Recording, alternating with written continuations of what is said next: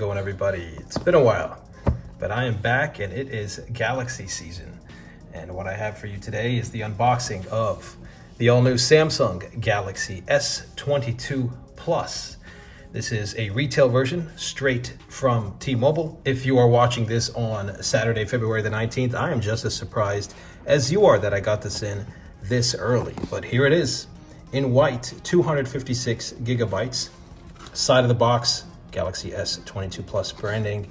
On the front there, you see the subtle 22, and in front of it, an S in the color of the phone that you got. And this phone comes in white, I believe it's a pink gold, a green that's kind of like a teal, and a black, but you can also order in custom colors online that include violet, sky blue, and cream. And I do have a custom color on the way for you. I'll talk about that later in the video. Other side of the box, just Samsung branding there. On the back, a little bit of information about what comes in the box, a USB-C to USB-C cable, quick start guide, etc. It mentions that it is recycled packaging, printed with soy ink. Top of the box, nothing. And on the bottom, just some serial info, as well as it shows what color you got it in and the storage option that you had, and it says made in Vietnam. And next to it, it mentions that the box is printed in Mexico. Let's get this thing unboxed. I am excited for this. I'm excited for the new design, even though it looks a lot like the S21. Those of you who are tech aficionados know that there are some subtle design differences, all for the better in my opinion. The flat back, the flat front. On the regular S21, we've got a premium Gorilla Glass Victus Plus front and back instead of plastic. And here you go. S22 Plus, which is, well, about the same width as the S21 Plus and the S21 Ultra. I'll show you what I mean in just a second here. Let us put this phone off to the side and see what else comes in the box. Of course, we've got the Snapdragon 8 Gen 1 on here. I mentioned the 256 gigabytes of storage, and it's 8 gigs of RAM, SIM ejection tool. And you've got, what I imagine here is the USB-C to USB-C cable and some booklets. You don't care much about seeing those, but it's an unboxing video, so just in case. Terms and conditions, quick start guide. These unboxings, I tell you what, they are becoming more and more, I guess, empty. This box is even flatter than the S21 box, in case you're wondering. So yeah, it's basically just like, here's a phone, thank you, bye. So no screen protector this time, as you may have read online. This is just a piece of packaging film here. Tell you what, this phone already feels quite solid in the hand. I really like the build quality. But I haven't even turned this thing on yet, so let me wait to give it my final judgment here. Let's peel off this film.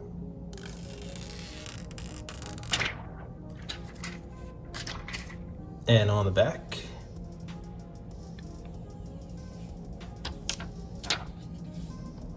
so here you are, the Samsung Galaxy S22 Plus. I'm just covering IMEI information with my thumb here. You see the kind of reflective, shinier Samsung branding here on the back. I don't know how well that's showing up on camera, but it is different than how it looked on the S21. Not necessarily the S21 Plus, but the plastic S21, which was just kind of like a faded stamped Samsung branding there. You see the flat back, obviously, and it is, yeah, it's a pure white, I guess you could say. I want to say when I point it towards certain light here, it's almost a silvery white, which I really like. I mean, for me, this is the best color that this phone comes in. I do wish that the Phantom Black was more of like a gunmetal or graphite. And actually, graphite is one of the custom colors. I forgot to mention that. But the graphite comes with a black metal chassis, and it's kind of matted the way more mid-tier and budget phones are. So I'm not crazy about the graphite option as Samsung made it. But this is a beautiful phone right here. You take a look at the sides, and there's some plastic. Let me peel that off, actually, so that you can see this phone in all of its brand new glory. All right, peeling off the plastic, just so you see what this process is like here. There are a couple of separate different pieces of this plastic, and there's one. And here is the other piece of plastic. And that should be about it. So Let's take a look at this thing. Of course, it's the metal chassis is built with what Samsung calls armor aluminum, so it's even a little bit more durable than its already pretty strong and durable aluminum that Samsung had been using. That was fairly resistant to scratches and nicks, at least compared to the metal chassis of some other companies, but this is supposedly a little bit stronger. I love the polished aluminum chassis here, and I hope they keep that for a long time. Samsung debuted that with the Note 8, I believe. All you see here is some antenna lines on the top. You've got a microphone on this side, volume rocker, power button, and the 5G antenna band there. And on the bottom, speaker grill, USB-C port, another microphone, and your SIM tray. Let's take a look at that. Again, here you see it's a different aspect ratio. I believe we're down to 19.5 by 9 aspect ratio. I could be wrong with that, but the aspect ratio is a little bit different, not quite as tall and narrow as last generation's Galaxy phones. And again, a really good feel in the hand. I'm actually very much looking forward to the regular S22, but this isn't bad either. Not bad to hold and doesn't feel too clunky. If you think the S22 Ultra is a little bit too big for your liking, this does feel smaller in the hand than that one does, even though it's not a massive difference. It is immediately noticeable. Love that Samsung kept this camera housing from last generation's Samsung Galaxy S line. Really nice here. Looks really premium with that matte metal finish, that brushed aluminum finish here that complements the polished metal chassis very nicely. Again, loving the flat front and back. In fact, let me know how you feel about that. I felt like the curved displays were nice and they had their day. I really loved it on the Galaxy S7 Edge, for example. But it was time for a design change here, and I love that the flat back and front allows for a more uniform metal chassis, and it just looks more premium. But that's my opinion. Let me know how you guys feel in the comment section, because I know some people still prefer the curved display. Meanwhile, let me throw my SIM card in here and let's fire this bad boy up. All right, got my SIM in here. Well, let's turn this on. See if we've got any power. Usually do. It's usually around 50%. We're about to find out here. And a nice welcome splash screen here. We'll start in English, of course, and it wants to restart because it detected my SIM. We'll let it do that. 54% battery out of the box, and it is restarting again. Samsung Galaxy, secured by Knox, powered by Android. And we get our T-Mobile splash screen there, customary, and I'm already loving these uniform bezels here. Really nice touch. I don't know why it took Samsung so long to do this. They had the ability to do it. Other companies were not able to get the side and top bezels as thin as Samsung was, yet they would just make their thicker bottom bezel the size of the rest of the bezels to make it uniform. But Samsung decided not to do that until now. Of course, the Galaxy 22 Ultra does not have this kind of uniform bezel.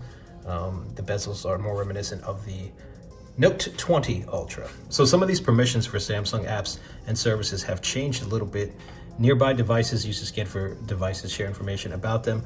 I'm going to keep that off for now. Phone used to answer or decline calls using your earbuds. I'm going to keep that on. Now, the customization service, I think I'm going to turn all of these off, including calendar, call logs. And by the way, as I do this, you see there's a little bit of rocking, not too bad, on the device because of the camera housing on the back. Nearby device scanning, I like to keep that off as well. I am skipping Smart Switch for now. I'll probably transfer my stuff over from my S21 Ultra after this video. And I am gonna skip Hey Google for now. All right, and finally, all set up here, logged in with my Google account and my Samsung account. Tap finish here, and we'll see how this home screen looks like right at launch. I like it, looks like more of a dark theme. I wonder if it's set to dark mode by default. We'll see here. Pull this down, and no, it looks like it's the light theme by default. So here we are, we're inside our Samsung Galaxy S22 Plus. I did not restore from my old phone just yet, and as a reminder, Google Messages is now the default messaging app, which is nice to see. I typically switch it to Google Messages anyway. Those of you who have been on Android a long time remember apps like Textra, but ever since things like RCS, I've switched over to Google Messages. Let's pull down the menu here. We see that it is indeed in light mode. It is completing the setup. let's jump into settings. Let's scroll down our settings here. You see that the icons on the left are slightly smaller than they used to be. As we scroll down here, let's go into display and let's switch on over to dark mode. And you see here you've got motion smoothness here set to adaptive. If you go back to standard, you'll save a little bit of battery life, but it'll be 60 hertz on your display. And to me, that is just not even remotely worth it. It is so much smoother on 120 hertz. Let's go back here to screen mode. I like to keep it on vivid. If you switch it to natural, that's how it looks. But vivid to me, just, I don't know, it pops a little bit more pleasing to the eyes, in my opinion. And you can get into advanced settings here and set your RGB settings however you like. Screen timeout, I like to set that to 1 minute. Your edge panels up here if you want. I'm gonna turn those off, I don't really use them. Navigation bar, I prefer the swipe gestures, so I am gonna switch it to the swipe gestures, and I don't feel like I need the hint here, the gesture hint, that bar on the bottom. I'll keep it on for now, but probably turn it off eventually. Let's go back here and let's go home.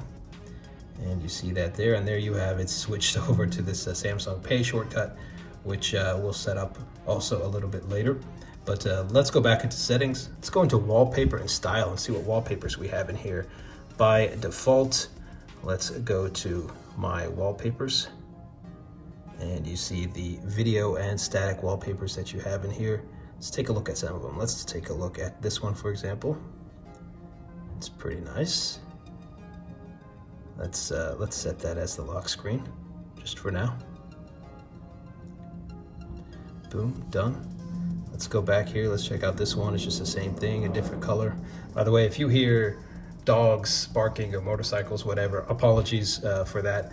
I am recording this near the window so that I can take advantage of the natural lighting for you. And here are some of these static images. For example, if I set it as the home screen, which I'm not going to do, but this is how it looks. And here are all the images. Here's a static version of the video that we looked at as well. So these are your wallpapers. And of course, you can add your own video or image to your wallpaper or to your lock screen. I liked having a video lock screen on the S21, for example. And this also does take advantage of Android 12's customization. You can pick a color palette based on your wallpaper and set that if you'd like. You can of course download your own theme, mess with your home screen settings, lock screen, etc. You can also add other biometrics. I already registered my face. Let me go ahead and add my fingerprints as well. Add your fingerprints, throw in my pin. All right, start scanning with the center of your fingertip. Place your finger on the sensor, then lift it off when you feel a vibration. And I can already tell the difference with this haptic engine here. It feels better, in my opinion. It's an X-axis haptic motor. Let me add this finger a second time just to make it quicker here. Of course, if this is boring for you, you can forward through it, but I just wanted to show you the full experience. And I'll probably add my other thumb as well. Back into settings here, and you see the full suite of settings. Let's jump into the camera here on the all-new S22 Plus. And let's see, real nice here. Let me point that. Let's get that into view for you. Of course, you have all your various modes. By default, it's a 4:3 or 3:4, depending on the orientation you're holding the phone. Aspect ratio on the camera. Let's take a photo here. Let's bring our Pharaoh here into the picture. And there you see how nicely it kind of focuses in on it and blurs the background. And I'm just in the regular camera mode right now, not in the portrait mode. Let's see how that looks. I think it takes a really nice image here. Let's take a look at it. Yep, I like that a lot. Let's go back here. Let's actually go into portrait mode.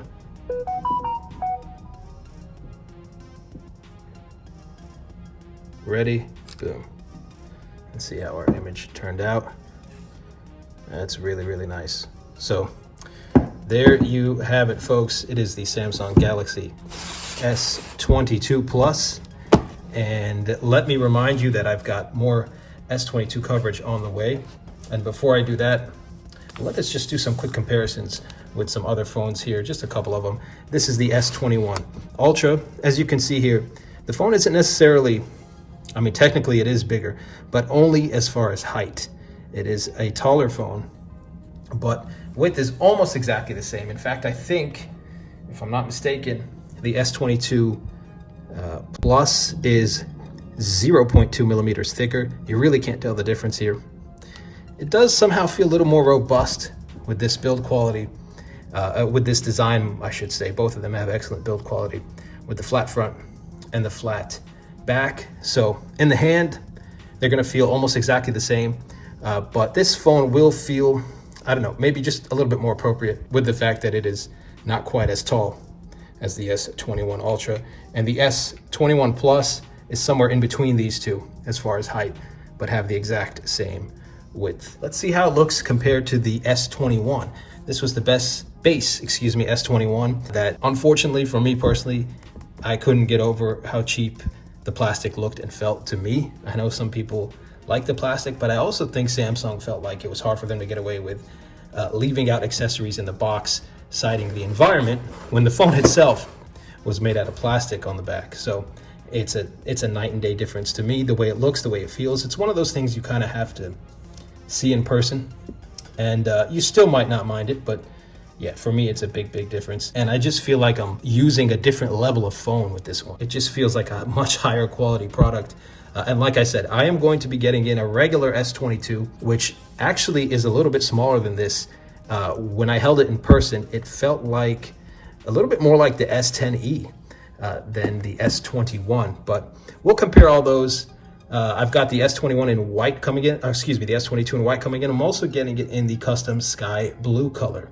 So get subscribed if you want to be one of the first to see when those videos drop. I also have a bunch of accessories, including official and unofficial cases for both the S22 and S22 Plus coming in. So stay tuned for that. In the meantime, it's been the S22 Plus. This is a retail version from T-Mobile. Just got it in today from a pre-order. And again, you are going to get my honest opinion about this. Samsung does not send me any of these devices, so I pay for these with my own money. A beautiful white color here that's somewhat silvery, some would say, pointing it at certain light.